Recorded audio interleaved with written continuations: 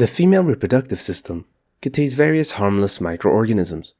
In normal circumstances, they play an important part in protecting the reproductive system from harmful and unwanted yeast and bacteria.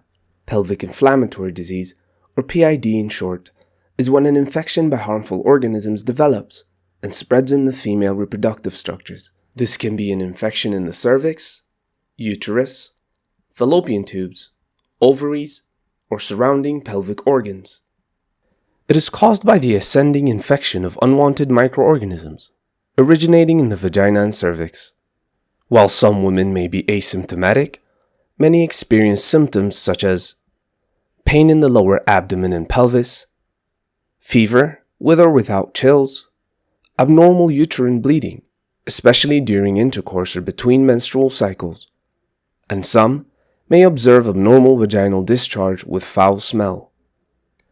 Core factors that can lead to the development of PID revolve around the introduction of harmful organisms into the female reproductive system.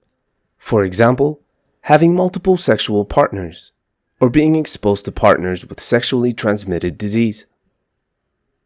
Another important factor is poor menstrual hygiene, which creates a suitable environment for harmful organisms to breed and infect the reproductive tract. Generally, clinical diagnosis of PID is the first step. This includes a thorough history and physical exam that can indicate an infection in the pelvis. It is common to use laboratory tests and swabs from the reproductive tract to further confirm and assess the cause of PID. A pregnancy test is also standard practice to rule out any pregnancy-related complications. As for treatment, antibiotics are the first and foremost intervention.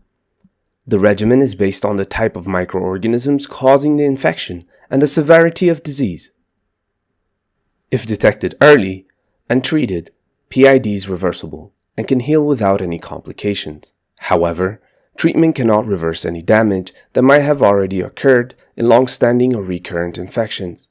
If untreated, PID can lead to some serious health complications. The infection can form an abscess, which is a collection of pus and bacteria. The infection can also spread to the bloodstream and lead to sepsis, which is the infection of the blood circulation. The damage by the infection in the pelvic organs can also lead to the scarring of the tissue, and in some women be the cause of ectopic pregnancies or the improper implant of the fertilized egg, leading ultimately to infertility. With the correct treatment and early intervention, PID is not lethal in itself. However, if left untreated, PID can have lethal subsequent complications. Sepsis, septic shock, and ectopic pregnancies can all be life-threatening complications stemming from PID. Women who experience symptoms of PID are highly recommended to seek medical assistance for management and treatment. With that, we hope you have a better grasp of pelvic inflammatory disease. Grasp Medicine is happy to announce a collaboration with Zamzam Foundation to raise funds towards period poverty. As an important cause of PID in the developing world, the project aims to offer basic menstrual sanitary pads to women in need worldwide.